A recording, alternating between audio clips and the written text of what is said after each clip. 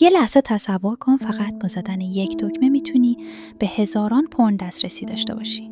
دلت میخواد گوشی رو برداری بری تو اون سایته، ولی خودتو نگه میداری، در حالی که این میل از توی وجودت داره بهت فشار میاره. این فکر مثل خوره افتاده به جونت، سنگین و خسته کننده و طاقت فرسا. و با هر ثانیه‌ای که جلوش مقاومت میکنی، اون حس شرم هم بیشتر میاد سراغت. ولی واقعیت اینه، تو تنها نیستی. میل جنسی یه بخش کاملا طبیعی و سالم از انسان بودنه. ولی وقتی این میل ها دارن هلت میدن به سمت کارایی که ته دلت باهاشون حال نمی کنی، دیگه وقتشه یاد بگیری چجوری مدیریتشون کنی. جوری که به نفع سلامت روح و جسمت تموم شه. اغلب وقتا به همون گفتن کنترل کردن این میل ها باید آسون باشه، ولی واقعیت این نیست. تحقیقات جدید روانشناسی رفتاری میگن خودکنترلی خودش میتونه کلی استرس و فشار روانی بسازه، به ویژه وقتی این میل ها به یه نیاز عمیق احساسی یا جسمی گره خورده باشن.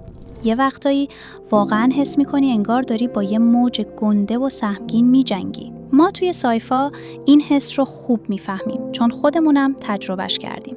ما دکتر و متخصص نیستیم، فقط آدمای واقعییم که داریم چیزایی رو باهات در میون میذاریم که واسه خودمون یا بقیه کار کرده. موضوع اینجا کنترل سفت و سخت نیست. حرف اصلی اینه که با خودت مهربون باشی، آگاهتر رفتار کنی و اون شرم آزاردهنده رو کم کم ول کنی. واسه همینه که امروز اینجاییم، کنار تو.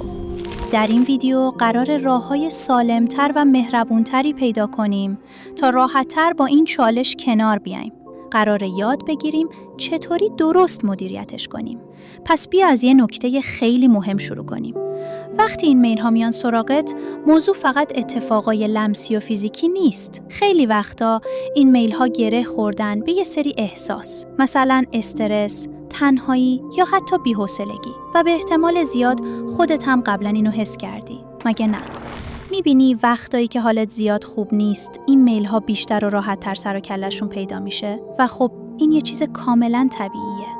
حتی تحقیقات هم نشون دادن که وقتی آدما تحت استرس یا ناراحتی هستن، بیشتر ممکنه سمت رفتارهای جنسی برن تا یه جوری با اون حسای منفی کنار بیان. پس اگه الان توی دوره سختی گیر کردی، این میل ها نشونه ضعف تو نیستن.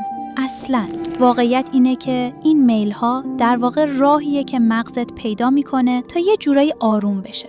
ولی نکته مهم اینجاست، همین که حواست بهش جمع شده یعنی یه قدرتی داری که خیلی‌ها هنوز ندارن. قدرت این که قبل از این که کاری بکنی یه لحظه وایسی و فکر کنی، و همین خودش قدم اوله. یعنی به جای این که دوباره بیفتی تو همون چرخه همیشگی، میتونی یه راه سالم‌تر واسه خالی کردن اون انرژی احساسی پیدا کنی.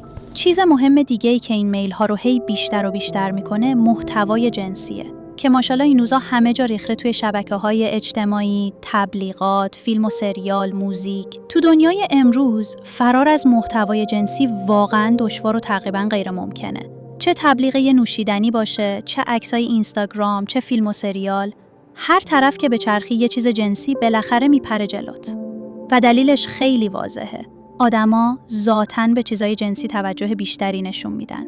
و فروشنده ها و بازاریاب ها این نکته رو خیلی خوب درک میکنن. اونا میدونن اگه یه تبلیغ، یه عکس یا حتی یه جمله بار جنسی داشته باشه، احتمال اینکه دیده بشه، کلیک بخوره یا تو ذهن مردم بمونه بیشتره.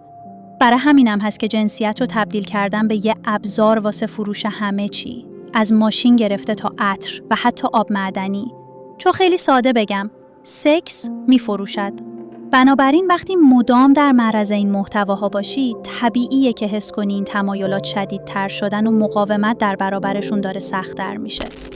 اینجا رو خوب گوش کن. یه نکته خیلی به درد بخور میخوام بهت بگم. آماده ای؟ آگاهی و مشخص کردن مرز. دوباره میگم، آگاهی و مشخص کردن مرز. اینکه تصمیم بگیری چه چیزایی رو ببینی و چه چیزایی رو نه.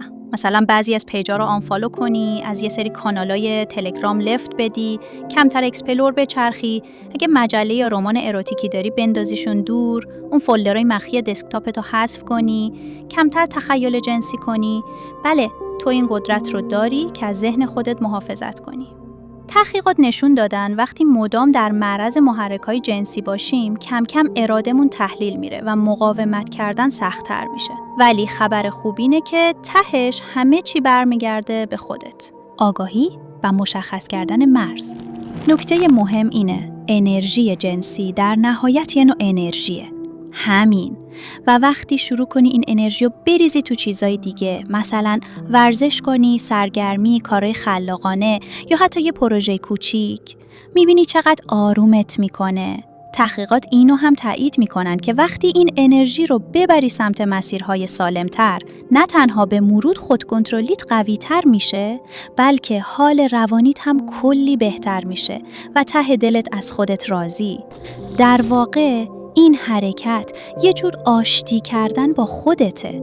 یعنی به جای اینکه از امیال و احساساتت فرار کنی، به خودت فرصت میدی تا باهاشون روبرو بشی و یه راه سالمتر براشون پیدا کنی. امتحانش کن.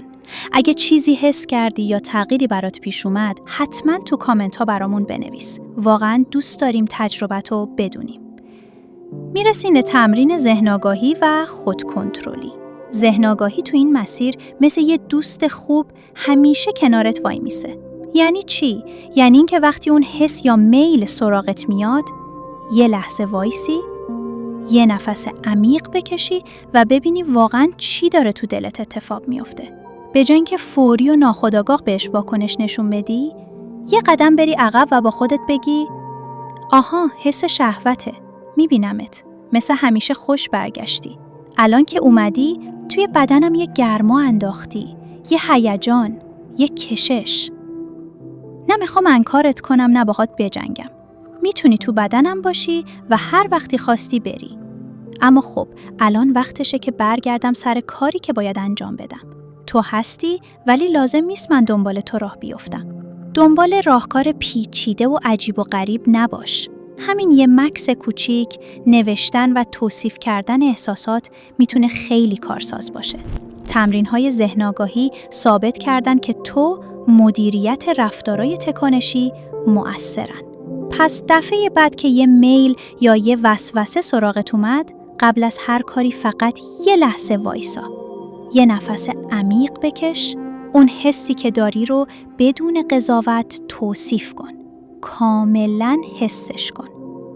لازم نیست بترسی یا خودتو سرزنش کنی. اینکه همچین حسی اومده سراغت اصلاً نشونه ضعیف بودن تو نیست، بلکه یعنی انسان بودن.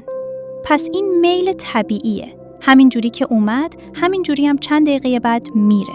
فقط قراره فعلاً کاری نکنی باهاش. همین. یه وقتایی هم احساسات خیلی سنگین و شدید میشن. پیدا کردن یه راه خروجی سالم واقعاً لازم میشه. این میتونه یه گپ ساده با یه آدم قابل اعتماد باشه، کسی که واقعاً گوش میده و قضاوت نمیکنه. یا حتی فقط یه لحظه خلوت با خودت و تمرین آگاهی از اون چیزی که داری تجربه میکنی.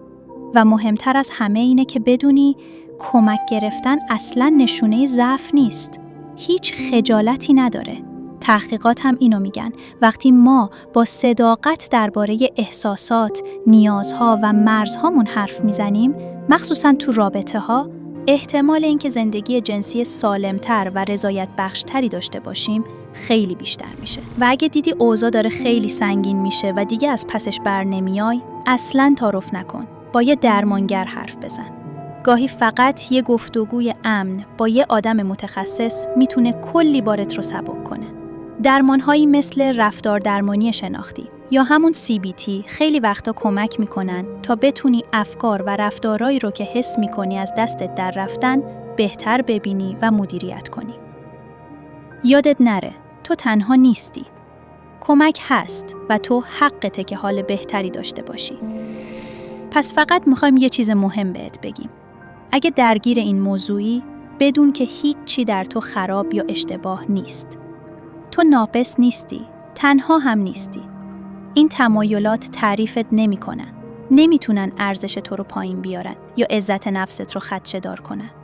داشتن چنین احساساتی کاملاً طبیعیه و اینکه گاهی باهاشون درگیری یعنی انسان بودنت سر جاشه. مهم اینه که تو اینجایی و داری سعی میکنی آگاهانه تر با خودت روبرو بشی. و همین یه قدم بزرگه.